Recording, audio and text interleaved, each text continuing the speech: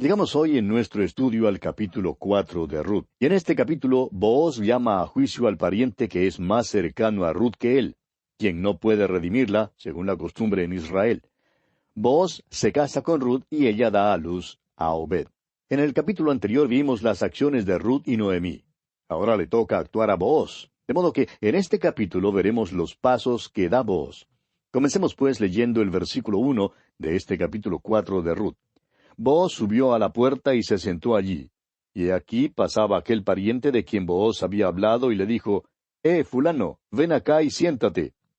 Y él vino y se sentó. El primer acto de Booz fue salir temprano aquella mañana a la puerta de la ciudad, donde se apostó en un lugar conspicuo para poder llamar al pariente no nombrado, mientras salía de la ciudad hacia sus campos para segar o al entrar a la ciudad desde la era. Booz esperó ansiosamente su llegada para poder resolver este asunto con él. Y dentro de poco aquel pariente pasó y Booz lo saludó como si no conociera su nombre. Dice, fulano, ven acá y siéntate. Ahora no hay duda de que Booz conocía su nombre, pero el motivo por el cual su nombre no es mencionado no se nos revela. Cuando este pariente anónimo vino y se sentó, Booz ya estaba preparado para arreglar enseguida y de una vez esta cuestión en cuanto a Ruth. Continuemos leyendo el versículo 2. Entonces él tomó a 10 varones de los ancianos de la ciudad y dijo, Sentaos aquí, y ellos se sentaron. 10 ancianos de la ciudad fueron escogidos para servir de testigos, y quizá como un tipo de consejo o tribunal supremo. Es cierto que Booz procedía de una manera conforme a la ley, y la decisión final en este caso fue sellada de la manera prescrita en el libro hebreo de estatutos. Ahora, no hay duda de que Booz conocía el nombre de este pariente, pues era su propio tío. Al parecer, había cierto motivo por el cual no usó su nombre. Booz, pues, se sentó en la puerta, probablemente leyendo el Diario de Belén o el Nacional, y vio pasando por la puerta a este señor. Y antes de que pudiera pensar en su nombre, Booz se levantó a prisa y le llamó, fulano. El hombre vino a donde estaba Booz y se sentó. Sentados con Booz también había 10 hombres. Simbolizaban los 10 mandamientos. La maldición de la ley descansaba sobre Ruth la Moabita, porque estaba escrito allá en Deuteronomio 23:3. No entrará amonita ni moabita en la congregación de Jehová, ni hasta la 10ª generación de ellos. No entrarán en la congregación de Jehová para siempre. Por eso, la ley no pudo dejar que entrara Ruth, sino que la excluía. Esto parece ser una explicación satisfactoria del encubrimiento del nombre del pariente más próximo, quien aquí simboliza la ley y quien lleva el seudónimo fulano. Su nombre seguramente era conocido y Booz se negó a usarlo a propósito. Continuemos ahora leyendo los versículos 3 hasta el 6 de este capítulo 4 de Ruth. Luego dijo el pariente, Noemí, que ha vuelto del campo de Moab, vende una parte de las tierras que tuvo nuestro hermano Elimelec. Y yo decidí hacértelo saber y decirte que la compres en presencia de los que están aquí sentados y de los ancianos de mi pueblo. Si tú quieres redimir, redime. Y si no quieres redimir, decláramelo para que yo lo sepa, porque no hay otro que redima sino tú, y yo después de ti. Y él respondió, Yo redimiré. Entonces replicó Booz, el mismo día que compres las tierras de mano de Noemí, debes tomar también a Ruth la Moabita, mujer del difunto, para que restaures el nombre del muerto sobre su posesión. Y respondió el pariente, No puedo redimir para mí, no sea que dañe mi heredad. Redime tú usando de mi derecho, porque yo no podré redimir. En la presencia de estos testigos, Booz presentó el caso a este pariente. Quizá la expresión usada por Booz con respecto a lo que Noemí intentaba hacer con la parcela sea traducida de tal manera que resulte engañosa. Pero nos parece a nosotros que la mejor interpretación se ofrece por un comentario que afirma que las tensiones de los años de hambre habían obligado a Noemí a vender su parcela en algún tiempo después de su regreso a Belén. El doctor Elliot sugiere que Elimelec había hecho esto antes de morir. Bueno, sea como fuere, la tierra necesitaba ser redimida, pues las circunstancias adversas habían obligado que Noemí vendiera la propiedad contra su voluntad. Cuando Noemí primero regresó de los campos de Moab, no se hallaba en una posición propicia para obtener la restauración de aquella parcela. Pero al empezar a disiparse sus problemas, Noemí quería lograr que la parcela le fuera restaurada. Esta parcela era parte de la propiedad de Elimelec, y como él era hermano del pariente no nombrado y pariente de Booz, era la prerrogativa de ellos redimir la parcela. El primer Goel fue el pariente fulano, y luego Booz en caso de que éste rehusara. Ahora fíjese usted en el método sutil de Booz. No se le acercó al pariente anónimo de la misma manera en que Ruth se le había acercado a él. Ella demandó sus derechos como viuda bajo el estatuto tocante al Goel, o sea, pariente redentor. No mencionó la parcela. Evidentemente, Booz había discutido aquel punto del caso con ella. Cuando Booz presentó el caso a este pariente no nombrado, hizo que la parcela fuera el punto de importancia. Ahora, según la técnica empleada por Booz, él mencionó en primer lugar la necesidad de un Goel, o sea, un pariente redentor para la parcela, y luego presentó como una alternativa final el caso de un Goel, o pariente redentor, para Ruth, para disuadir así a este pariente. Por su manera de presentar su caso, Booz reveló su propio anhelo de tener como esposa a Ruth. Ahora el pariente expresó su buena voluntad de redimir cuando creía que se trataba solamente de la parcela. Pero Booz estaba preparado para presentarle el gran inconveniente para poder desalentarlo porque él estaba enamorado de Ruth. Ahora Booz ciertamente atendió a este asunto pronto, expedito y rectamente, pero también empleó la prudencia de serpientes. Puso esta objeción final como un verdadero obstáculo, el cual fue destinado a causar que este pariente anónimo renunciara a todas sus prerrogativas. Dice el versículo 5, entonces replicó Booz, el mismo día que compres las tierras de mano de Noemí, debes tomar también a Ruth la Moabita, mujer del difunto, para que restaures el nombre del muerto sobre su posesión.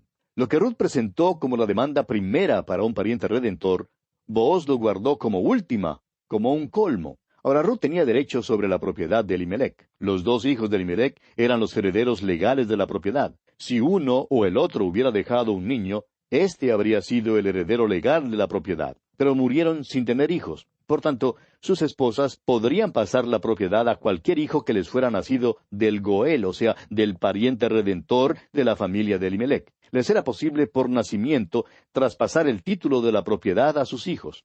Más adelante veremos que las mujeres de la ciudad llaman al hijo de Ruth por Booz, el pariente redentor de Noemí. Y así fue porque heredó los campos de Elimelec, el esposo difunto de Noemí. No los heredó de Ruth, ni de Noemí, ni de Booz.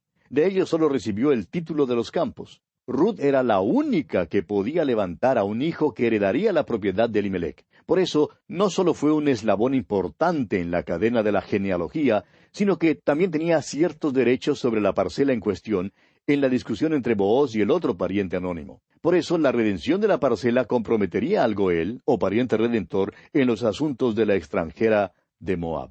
El que redimiera la parcela tenía que redimir también a Ruth, siendo que ella y sus asuntos estaban ligados legalmente a la parcela de Elimelec. Estos, pues, eran los aspectos técnicos y legales con que Booz contaba para su victoria. Cuando la atención de fulano fue dirigida hacia este inconveniente serio, que poseía complicaciones legales, declaró entonces que no podía redimir a la extranjera de Moab sin implicar su propia propiedad. El Targum declara que él ya tenía una esposa e hijos, con lo que un matrimonio con la moabita comprometería los intereses de ellos. La interpretación más normal de sus palabras parece ser que la presencia de la moabita como una pertenencia ineludible a la propiedad despertó en su mente algunos temores en cuanto a sus derechos a cualquier propiedad en que estuviese involucrado el casarse con alguien que fuera condenado, en tales términos inequívocos, por el sistema mosaico, como lo vimos hace un momento en el capítulo 23 de Deuteronomio, versículo 3. Esta ley prohibía que un moabita entrara en la congregación aún hasta la 10ª generación. Parece que fue esta ley la que le impidió proseguir con su prerrogativa preferida. Evidentemente, se asustó debido a la presencia de Ruth y enseguida renunció a sus prerrogativas como redentor. Creemos, amigo oyente, que este pariente anónimo simboliza la ley. En realidad, la ley no puede redimirnos. Es incapaz de redimirnos. El apóstol Pablo, escribiendo en su carta a los Romanos, capítulo 8, versículo 3, dice, «Porque lo que era imposible para la ley, por cuanto era débil por la carne, Dios, enviando a su Hijo en semejanza de carne de pecado, y a causa del pecado, condenó al pecado en la carne». Y luego en su carta a los Gálatas, capítulo 2, versículo 16, dice, sabiendo que el hombre no es justificado por las obras de la ley, sino por la fe de Jesucristo, nosotros también hemos creído en Jesucristo para ser justificados por la fe de Cristo y no por las obras de la ley, por cuanto por las obras de la ley nadie será justificado. La ley, amigo oyente, no nos puede salvar. Para que la ley nos pudiese salvar, tendría que bajar sus normas, lo que no puede hacer. O bien nosotros tendríamos que alcanzar las normas de la ley, y eso no nos es posible hacer tampoco. Ahora leamos el versículo 7 de este capítulo 4 de Ruth. Había ya desde hacía tiempo esta costumbre en Israel tocante a la redención y al contrato, que para la confirmación de cualquier negocio, el uno se quitaba el zapato y lo daba a su compañero, y esto servía de testimonio en Israel. Como prueba adicional de que este acuerdo entre Booz y el otro pariente se había efectuado de una manera legal, el método usado para sellar el contrato manifiesta pruebas irrefutables. Para hacer válido algún pacto o acuerdo, era necesario seguir un procedimiento que para nosotros nos parecería muy extraño. La ley fue dada allá en el capítulo 25 de Deuteronomio, versículos 7 al 9, con respecto a un caso análogo a este. En aquel caso, así como en este, un hombre perdía su calzado. Quitándose el zapato y entregándoselo al adquiriente, constituía un documento legal de gran significado en aquel entonces. Booz ahora poseía el zapato del pariente anónimo, el cual en cierto sentido era su licencia para casarse porque era un documento legal. Este pariente, que hasta ahora no ha tenido nombre, ahora puede llevar esta designación de descalzo, un nombre de reproche. De aquí en adelante, él sería un redentor descalzo. La ley, amigo oyente, es descalza. La ley no le puede salvar a usted de ninguna manera. Es solamente el Evangelio el que le permite redimir. En cuanto al pecador, la ley no le puede calzar. Es el Evangelio de la gracia que viste a un pecador de la justicia de Cristo y que le calza. El apóstol Pablo, escribiendo en su carta a los Efesios, dice en el capítulo 6, versículo 15, «Y calzados los pies con el apresto del Evangelio de la paz». La ley no puede redimir y tiene que retirarse con ignominia y deshonra. Pero Cristo, nuestro Booz, nos puede redimir por la gracia. Si usted es cristiano, amigo oyente, usted tiene una esperanza. Amigo oyente, permítanos decir que hay muchos que todavía necesitan descubrir que la ley no les salvará. Muchos esperan llegar al cielo mediante sus propias fuerzas, pero no les será posible llegar así. La salvación viene solamente por medio de Jesucristo. Continuemos ahora leyendo los versículos 8 al 10 de este capítulo 4 de Ruth. Entonces el pariente dijo a Booz, «Tómalo tú», y se quitó el zapato. Y Booz dijo a los ancianos y a todo el pueblo, «Vosotros sois testigos hoy de que he adquirido de mano de Noemí todo lo que fue de Elimelec, y todo lo que fue de Kelión y de Malón. Y que también tomo por mi mujer a Ruth la Moabita, mujer de Malón, para restaurar el nombre del difunto sobre su heredad, para que el nombre del muerto no se borre de entre sus hermanos y de la puerta de su lugar. Vosotros sois testigos hoy». Poseyendo ya el documento legal, el zapato del descalzo, Booz concluyó la transacción llamando a los 10 ancianos para que sirvieran de testigos que ahora era él, quien aquel día redimía las propiedades de Elimelec, Malón y Kelión. No solo fue redentor de la propiedad, sino también de Ruth. Continuemos con los versículos 11 al 14 de este interesante capítulo 4 de Ruth. Y dijeron todos los del pueblo que estaban a la puerta con los ancianos, testigos somos. Jehová haga a la mujer que entra en tu casa como a Raquel y a Lea, las cuales edificaron la casa de Israel, y tú seas ilustre en Efrata, y seas de renombre en Belén. Y sea tu casa como la casa de Fares, el que Tamar dio a luz a Judá, por la descendencia que de esa joven te dé Jehová. Booz pues tomó a Ruth, y ella fue su mujer, y se llegó a ella, y Jehová le dio que concibiese y diese a luz un hijo. Y las mujeres decían a Noemí, Loado sea Jehová, que hizo que no te faltase hoy pariente, cuyo nombre será celebrado en Israel. El amor por Ruth fue lo único que impulsó a Booz a concluir este asunto con tanta animación y aptitud. Su amor por la joven de Moab fue suficiente motivo para llegar a ser su pariente redentor. La historia concluye apropiadamente con la declaración, Booz, pues, tomó a Ruth, y ella fue su mujer. Este es el fin feliz de toda buena historia. Dios pone en el corazón de un hombre el amor y la afición por una mujer, y hace que aquel sentimiento sea mutuo. Es la intención divina que sean unidos en matrimonio en su presencia con su bendición invocada sobre la unión. Hay otro capítulo en nuestra historia, el cual, aunque no tiene por objeto contribuir a su hermosura, sí contribuye a uno de los objetivos supremos. El resto del capítulo 4 de Ruth cuenta del nacimiento de Obed a Ruth y a Booz. Esto da pie a la conclusión de la gran genealogía que se halla al fin del libro.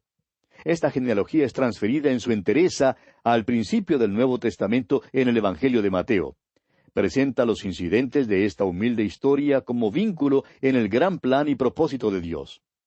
El versículo 22 de este capítulo 4 de Ruth dice, Obed engendró a Isaí, e Isaí engendró a David.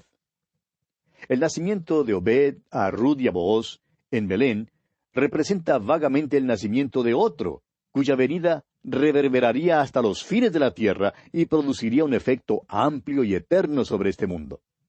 El nombre Obed significa el siervo o el adorador. Las mujeres de Belén le pusieron este nombre debido a su relación con Noemí. Aunque no tenía ninguna consanguinidad con Noemí, legalmente era su nieto. Era un siervo a Noemí, estando ella en su vejez, y tomó el lugar que fue dejado vacío por la muerte de su esposo y sus 2 hijos. Ahora su propiedad sería de Obed, el siervo, y éste, que era descendiente de una moabita, era un adorador del Dios verdadero, así como lo fue su madre. Y aquel pequeñito llegó a ser el abuelo de David. ¿Ve usted, amigo oyente? Ruth fue la bisabuela de David, y así ella forma parte del linaje que condujo al Señor Jesucristo. ¡Qué hermoso, amigo oyente! La historia de Ruth es una ilustración del pariente redentor. Es una ilustración del lado amoroso de nuestra redención. Un pariente redentor necesita ser un pariente cercano. Y el Señor Jesucristo es nuestro pariente cercano. Nunca tuvo el nombre de Jesús sino hasta cuando nació en la tierra.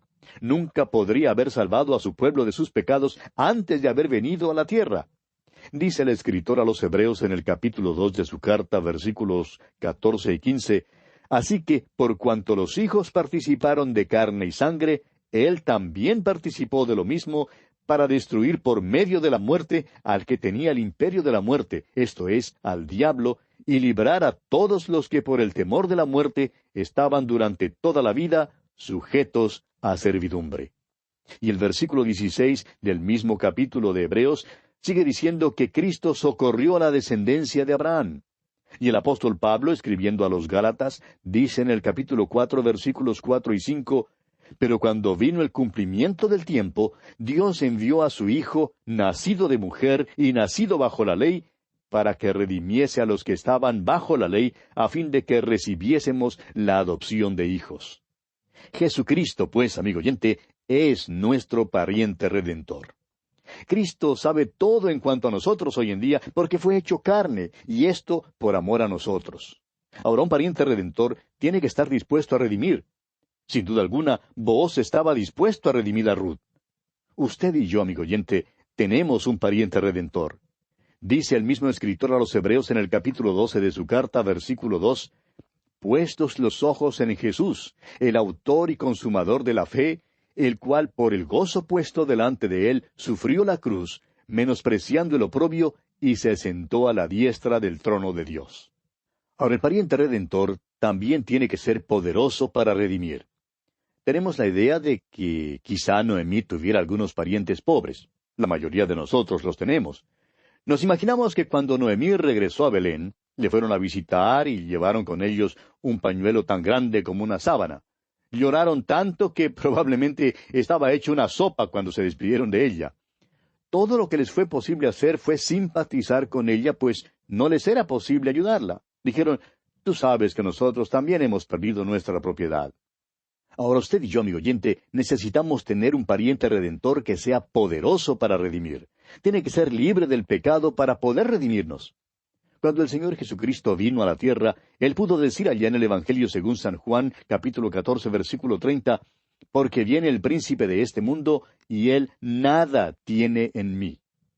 Jesucristo no estuvo contaminado del pecado. Nació santo, inocente, sin mancha y apartado de los pecadores.